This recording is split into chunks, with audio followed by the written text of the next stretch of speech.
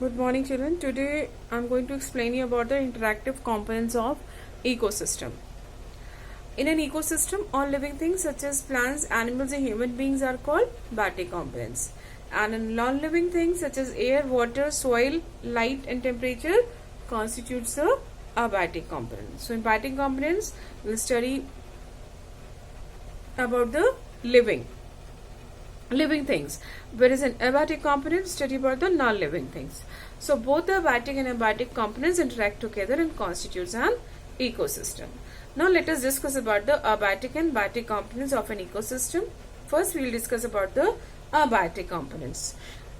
So the most important abiotic components are light, temperature, water, air and soil. These are the physical components that make up the environment. First abiotic component is light. This is one of the most valuable abiotic component of the environment. The sun is the ultimate source of light energy and it greatly influences the life of all living things present on the earth. For example, in the presence of sunlight, green plants prepare their food. And the intensity of light has a great influence in places where different organisms live. For example, chrysanthemums and poppies like bright light, whereas ferns prefer shady places. In animals, sunlight enables the skin to synthesize vitamin D. So sunlight affects plants and animals in different ways. Sun is the prime source of energy in our planet. Green plants prepare food by the process of photosynthesis using sun's energy. And apart from this, sunlight affects the germination of seed, flowering in plant, and opening and closing of stomata also. Light is important for certain animals too. Some animals are active during the day while some are not. While some such as cockroaches are active during the night. And even some flowers like Portulaca and sunflowers plants bloom after sunrise and close after sunset. In the same way, leaves of some plants such as Bahonia or Kachanar close during the night and open up again in the daytime. So many animals too, such as earthworm, avoid light. The light acts as a stimulus and they move away from it. Next is temperature. The survival of plants and animals depend on the range of temperature between 0 degrees to 50 degrees centigrade. Each organism has a temperature tolerance range and it varies from organism to organism. Means each living organism has its own range of temperature tolerance. So desert plants and animals can withstand high temperature. Their bodies are adapted to tolerate high degree of heat. Desert plants such as cactus have a modified leaves to reduce water loss by transpiration.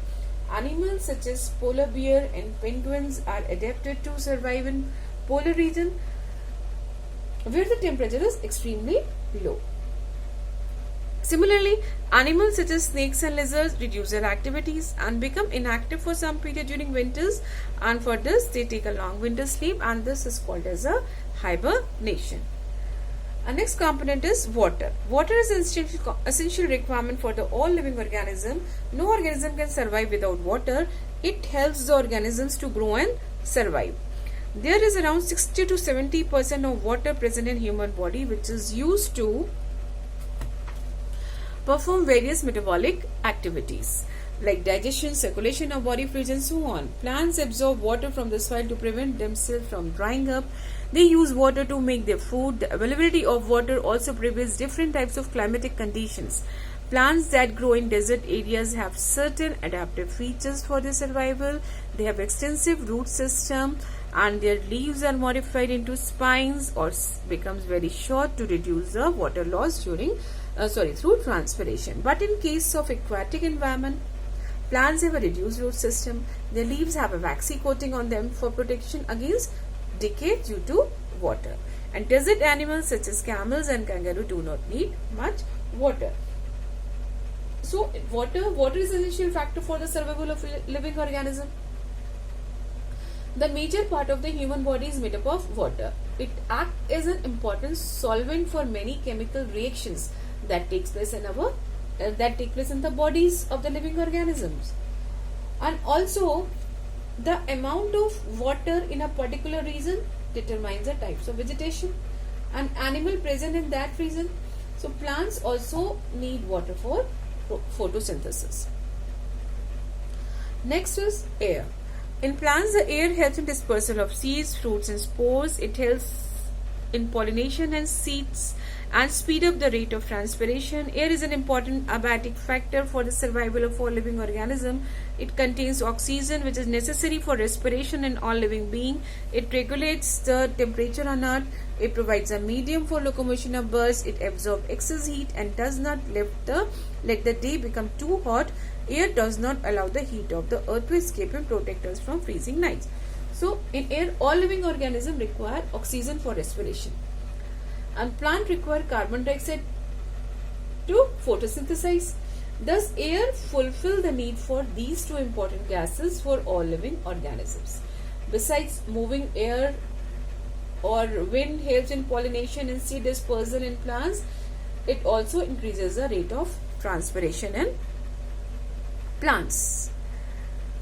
Next is soil. Soil is an important abiotic component. It houses a large variety of living organisms such as earthworm, fungus, and bacteria. Plants get essential minerals such as phosphorus, calcium, potassium, magnesium from the soil. Animals get these minerals from plants by eating them. Soil, both plants and animals depend on soil for their survival. Plants obtain water and minerals from soil. A number of animals such as rats, snakes, insects, earthworms live in the soil. So, both the plants and animals depend on the soil for the survival. So, next is humidity. Humidity, it refers to the amount of water vapor present in the atmosphere. How can you define the humidity? The amount of water vapor present in the atmosphere. So, when the humidity is high, there is much water vapor. Humidity affects the rate at which water evaporates from the surface of organism, such as in transpiration in plants or sweating in animals. Biotic components में क्या आता है? Biotic components including plants, animals and microorganisms constitutes the biotic component of the environment. Biotic component में plants comes under the category of producers. And plants directly or indirectly are the primary food source of all living beings. We get food mainly from the plants, and food provide fuel, fibers, medicine, beverages, and all the green plants are able to make the food by the process of photosynthesis. And through the process of photosynthesis, plant purify the environment by taking carbon dioxide from the atmosphere. And the oxygen released by the plant is used for respiration by the all living beings, including human beings. Even plant uses oxygen for respiration. Next, animals comes under the category of consumers. Animals cannot produce food for themselves. They depend on plants and other animals for their food, and most of the animals move around from place to place in search of food because they are heterotrophs. Microorganisms are found in different environments such as in water, air and soil. They are found even in our body and in dead and decomposed matter. Microorganisms like bacteria feed on organic matter of dead and decaying animals and plants by process of decomposition. This is all for today. Tomorrow I'll explain you about the categories of biotic components. Thank you.